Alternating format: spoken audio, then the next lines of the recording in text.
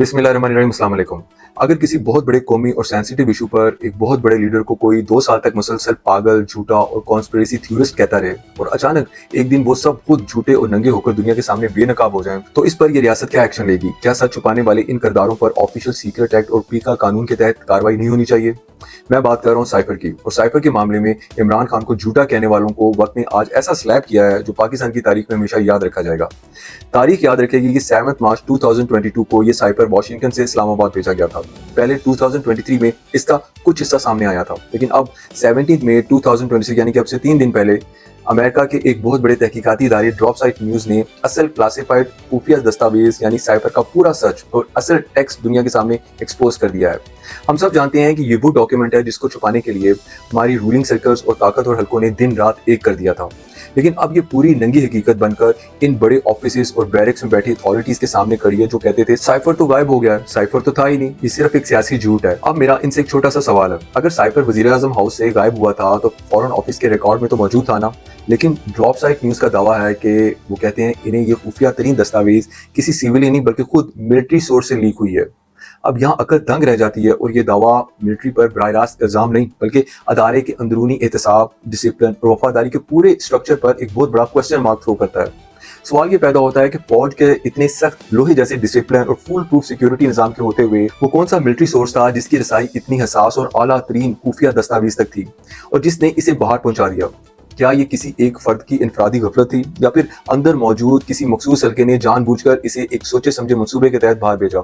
क्या ये इल्जाम इस बात पर सवाल नहीं उठाता कि अगर इतनी हसास तरीन केबल अंदर से ही लीक हो सकती है तो मुल्क की सलामती के जो दूसरे खुफिया राज हैं वो कितने महफूज होंगे? एक खुद मुख्तार मुल्क की हैसियत से अपने सबसे बड़े अदारे का खोया हुआ वकार और अवाम में एतमाद बहाल करने के लिए हुकूमत पाकिस्तान और पावरफुल सेक्टर को अब तक कोई एक्शन लेना नहीं चाहिए था क्या?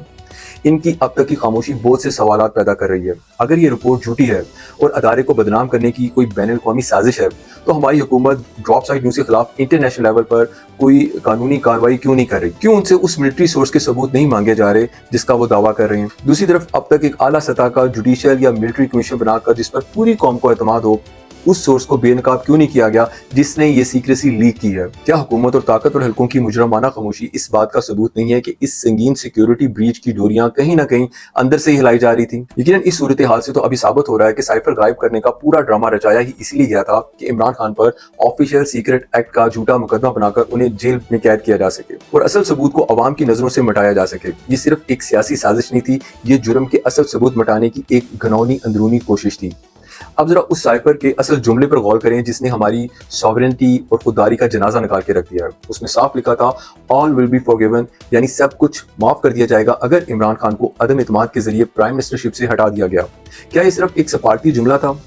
बिल्कुल भी नहीं, ये सीधा सीधा रिवॉर्ड एंड पनिशमेंट का सिग्नल था।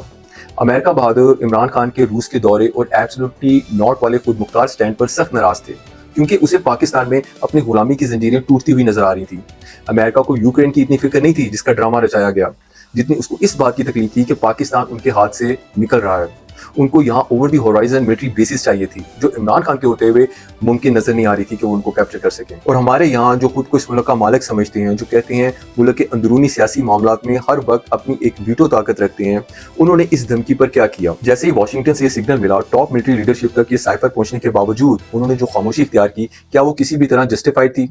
क्या इस खामोशी को हम एक एक्टिव कोऑर्डिनेशन या फैसिलिटेशन कह सकते हैं? अदम एतमाद की तारीख में जो न्यूट्रल होने का ड्रामा रचाया गया वो दरअसल शतरंज के मोहरों का एक गंदा खेल था, जिसे इमरान खान ने 2022 का मीर जाफर वर्जन नाम दिया था, क्योंकि एक गरीब अवाम का मुंतखब और बहादुर वजीर आजम की पीठ में छुरा घोंपा गया था। जरा याद करें कि हमारे उस वक्त के DG/ISPR major general Babar Iftikhar को वो अपनी प्रेस कॉन्फ्रेंस में पूरे रोब से कहते थे कि नेशनल सिक्योरिटी कमेटी के लामिया में साजिश का तो लफ्ज ही नहीं है, ये तो सिर्फ एक मामूली मदाखलत इंटरफेरेंस है। वैसे क्या ही बात है इनकी इंटेलेक्चुअलिटी की, मदाखलत और साजिश में आपने इतना ही फर्क रखा जितना आपके बयानी और सच में है।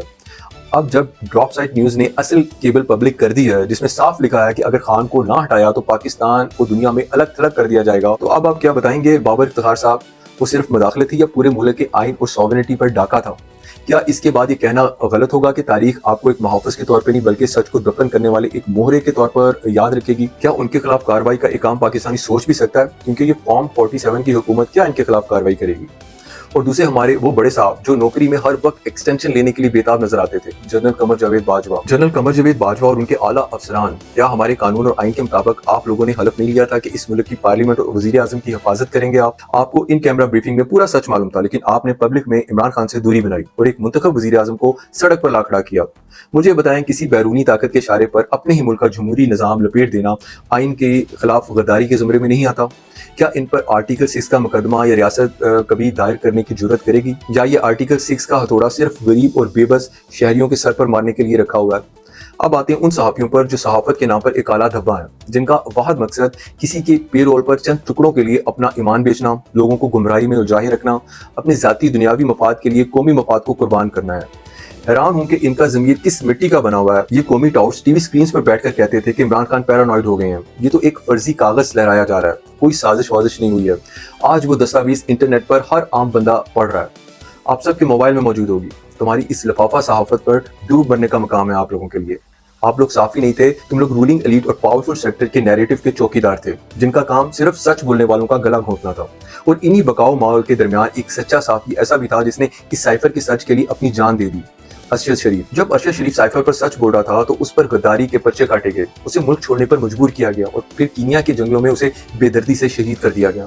یہ تضاد ثابت کرتا ہے کہ جو انکار کر رہے تھے وہ اس گندے کھیل کے محافظ تھے، اور انہی کی وجہ سے ہمارے ملک کی ساورنٹی اور عزت ایک خواب بن کر رہ گئی ہے، اور جو سچ بول رہا تھا اس کو بے دردی سے قتل کر دیا گیا۔ جانتے ہیں اللہ الحق کسے کہتے ہیں؟ آج 2026 میں عمران خان تو جیل کی کوٹری میں بند ہے 3 سال سے، لیکن اس کا بیانیہ انٹرنیشنل میڈیا میں جیت گیا ہے، اور وہ تمام لوگ، خواہ وہ جرنیل ہوں، جج ہوں، بکاؤ اینکرز ہوں، صحافت کے نام پر دھبا ہوں، انہوں نے جس سائفر کا انکار کیا تھا آج تاریخ کے سب سے بڑے کٹہرے میں ننگے کھڑے ہیں وہ۔ اب یہ جو پیکا قانون کے ٹھیکیدار ہیں، کیا یہ بتائیں گے کہ سچ بولنے پر کارروائی کس کے خلاف ہونی چاہیے اور قوم کو گمراہ رکھنے پر اور جھوٹ بولنے پر کارروائی کس کے خلاف ہونی چاہیے؟ انشاءاللہ آپ سے پھر بات ہوگی، تب تک کے لیے فی امان اللہ۔